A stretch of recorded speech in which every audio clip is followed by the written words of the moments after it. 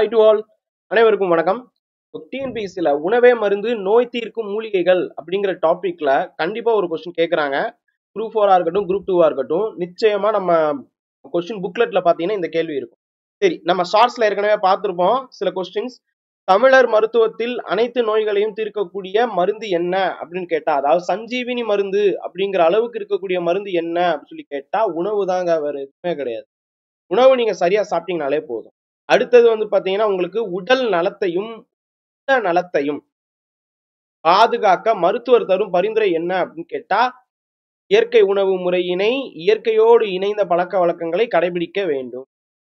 உணவின் இன்றியமையாமையை குறித்து வழங்கும் சொல் எது? உண்டி கொடுத்தோர் உலகு. உடலையும் உயிரையும் வளர்க்கும் அமுதம் எது? உணவு. பசியின் கொடுமையை மணிமேகலை காப்பியம் எவ்வாறு குறிப்பிடுகிறது? பசிப்பினி என்னும் பாவி. கண்டிப்பாக கேள்வி வர்றதுக்கான வாய்ப்புகள் அதிகம் இருக்கு. பசிப்பினி என்னும் பாவி சொற்றொடர் எதுல அமைந்திருக்குன்னு கேட்பாங்க. மணிமேகலை. உண்டி கொடுத்தோர் உயிர் கொடுத்தோரே, இது வந்து நிறைய தடவை வந்து பாத்தீங்கன்னா கேட்டிருக்காங்க. ரிப்பீட் கொஸ்டினும் கூட. இது வந்து புறநானூறு மற்றும் மணிமேகலை ரெண்டுலயுமே இருக்கு. அதே சமயத்துல உண்ட உணவு செரித்த பின்னரே மீண்டும் உண்ண வேண்டும். இது வந்து பாத்தீங்கன்னா தமிழ் மருத்துவம். அதே நேரத்துல வந்து பாத்தீங்கன்னா இது திருவள்ளுவரும் சொல்லியிருக்காரு. திருவள்ளுவர் திருக்குறள்ல எதுல சொல்லியிருக்காருன்னு பார்ப்போம். அதுக்கு முன்னாடி முன் உண்டது செரித்தது கண்டு உண்பார்க்கு மருந்தென்னும் தேவை ஏற்படாது. அதாவது செரித்ததுக்கு அப்புறமே சாப்பிட்டீங்கன்னா மருந்து அப்படின்னு ஒண்ணு இல்லைன்னு சொல்றாங்க. அந்த குறள் வந்து பாத்தீங்கன்னா 942வது குறள். மருந்தென வேண்டாவாம் யாக்கைக்கு. யாக்கை அப்படின்னா உடல்னு அர்த்தம். அருந்தியது அற்றது போற்றி குணின் அப்படின்னு சொல்றாங்க வள்ளுவர். அதே நேரத்துல அடுத்த கொஸ்டின் பாருங்க. நமக்கு ரொம்ப ரொம்ப ஏத்த நம்ம ஊரே வந்து பாத்தீங்கன்னா வெப்ப நாடு. நம்ம தமிழ்நாடு வெப்ப நாடு. இந்த தமிழ்நாட்டுக்கு ஏற்ற அரிசி எது அப்படின்னு கேட்டா புழுங்கல் அரிசி. புழுங்கல் அரிசி தான் நம்ம நாட்டு சமையலுக்கு ஏற்றது. அன்றாட சமையலில் கூட்டுவனவற்றுள். இது அப்படியே கொஸ்டினா கேட்பாங்க. ஒரே கொஸ்டின் கண்டிப்பா மேட்ச் த ஃபாலோயிங்ல கேட்க வாய்ப்பு இருக்கு. சமையல்ல வந்து பாத்தீங்கன்னா சேர்க்கும் போது நெஞ்சில் உள்ள சளியை வந்து நீக்கிறது எது அப்படின்னு சொல்லி கேட்பாங்க. மஞ்சள். நெஞ்சு சளி நீக்கிறது மஞ்சள். அன்றாட சமையலில் கூட்டுவதற்கு பித்தத்தை போக்குவது. நல்லா கவனிச்சுக்கோங்க. இங்க நான் ஒண்ணு வைக்கிறேன், அடுத்தது இன்னொன்னு வரும் பாருங்க. பித்தத்தை போக்குவது கொத்தமல்லி. நல்லா கவனிங்க ஃப்ரெண்ட்ஸ், கண்டிப்பா கொஸ்டின் வரும். பித்தம் வந்து பாத்தீங்கன்னா போக்குறது அப்படின்னு சொல்லும் போது அது வந்து கொத்தமல்லி. கொத்தமல்லி யூஸ் பண்ணீங்கன்னா பித்தத்தை போக்கும். அதுவே பித்தத்தை ஒடுக்கி காய்ச்சலை கடிக்கும் பொருள் அப்படின்னு கேட்பாங்க.